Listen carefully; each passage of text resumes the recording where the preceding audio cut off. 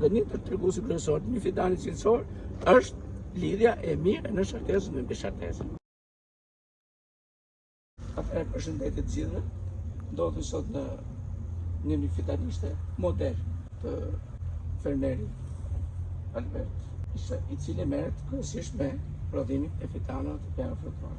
Qendra, siç e dini ose që keni djegur, është një platformë digjitale që i vjen në ndihmë fermerit me teknologji bashkëkohore të kultivimit të gjithë kulturave bujqësore.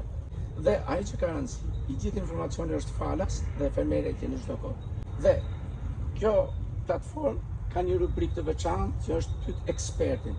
Fermeri, duke bërë pyetje specialistët tanë, pra ose ekspertët tanë të kësaj qendre, brenda 24 ore japin, si thuaç, përgjigjet e plota dhe shtëruese për problemet e ndryshme që ka fermeri.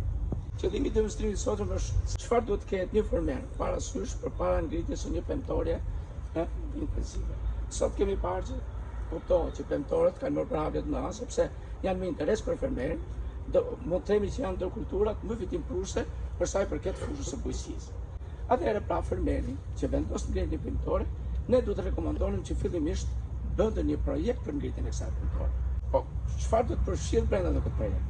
Puna duhet filloj qysh me kushtet klimatike toksore të zonës. Pra, duke patur parasysh në veçoritë biologjike të një kulture ose një specie të veçantë, atëherë jemi të gjendje të themi që kjo kulturë shkon në zonën tonë apo nuk shkon në zonën tonë. E dyta, do të kemi shumë mirë parasysh kushtet e tregut. Çfarë shkon në tregun tonë? Në fundit pemëtorën që ngrem që të nxjerrë fitim.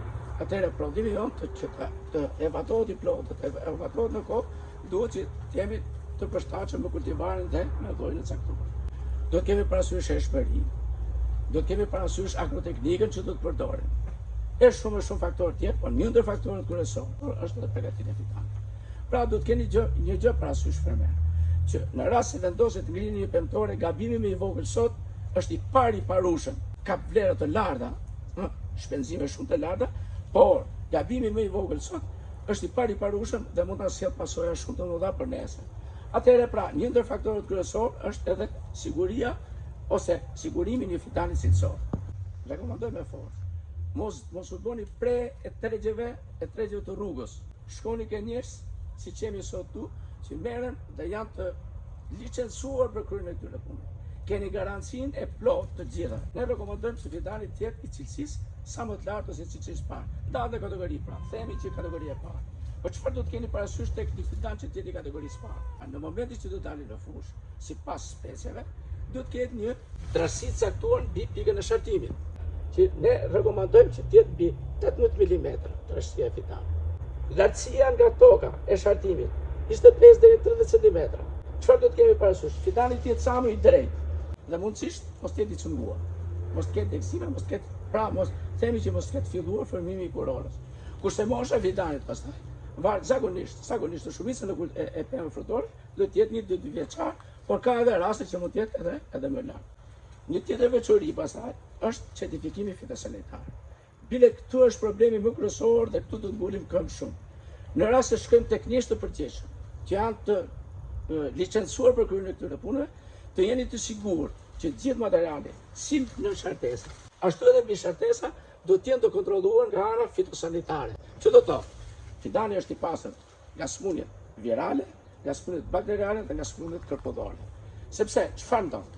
Një fidan i infektuar nesër në fushë në pemëtorën tonë, bëhet burimi i infeksionit të gjithë pemëtorës.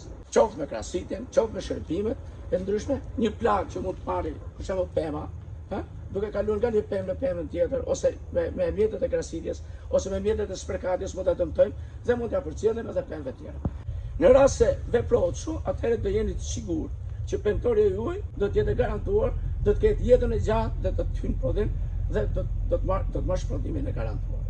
Unë them që fitanishtet e tilla rrallë që gjej janë model, bile me ato që konsumuan përpara me shokun, materialet i ka sot në shartesat i merr në shartesa in vitro 100% të sigurta, 100% sigurta që janë të pastra nga ana fitosanitare.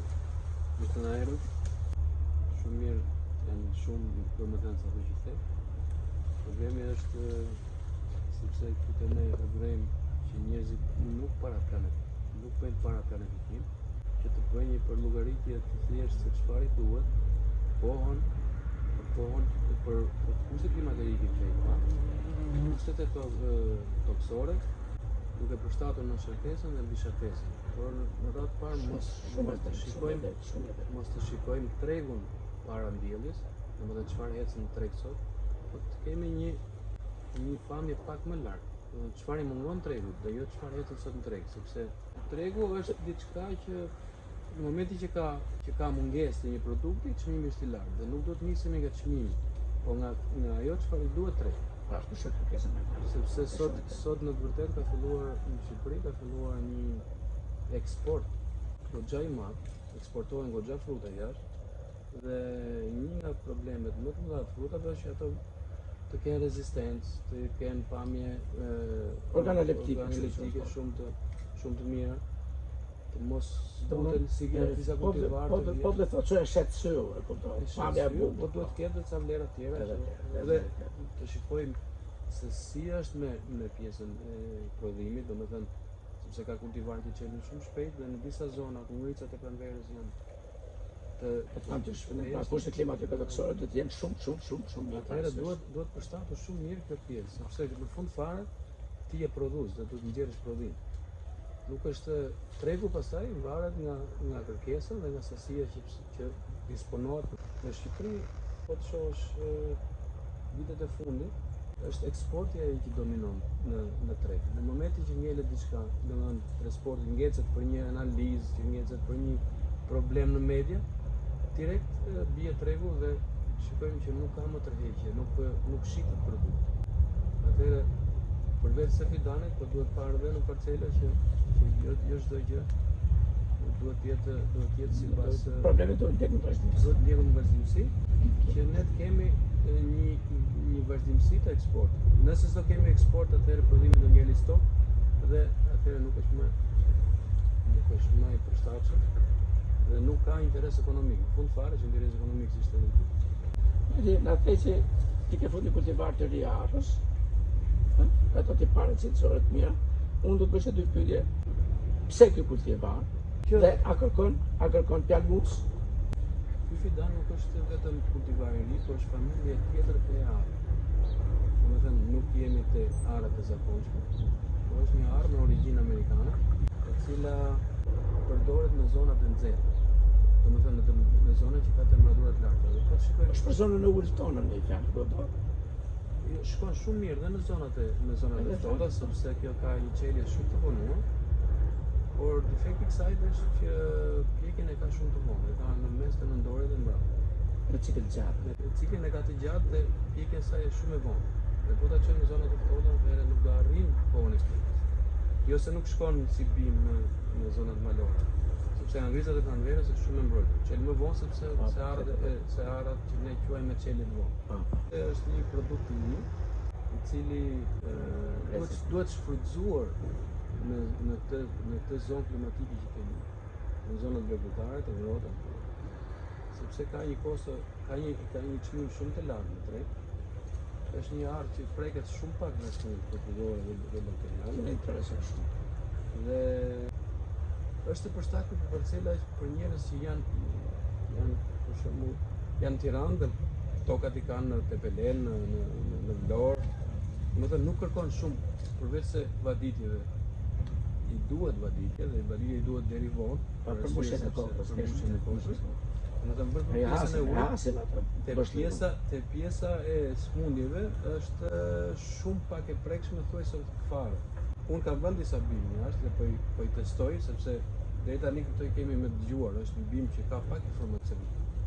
Si në Shqipëri, si në Itali, si në Greqi, informacione shumë i paka, por është një bim që do marrë një hop shumë të shpejt. Paktën në zonat e ngrohta. Mirë, Berti, të falenderoj. Edhe miru të takoshim në emisionet tjera, kështu duke anën tim fermerit për informacion të mëtejshëm me gjithë kulturat brisore që ato kultivojnë.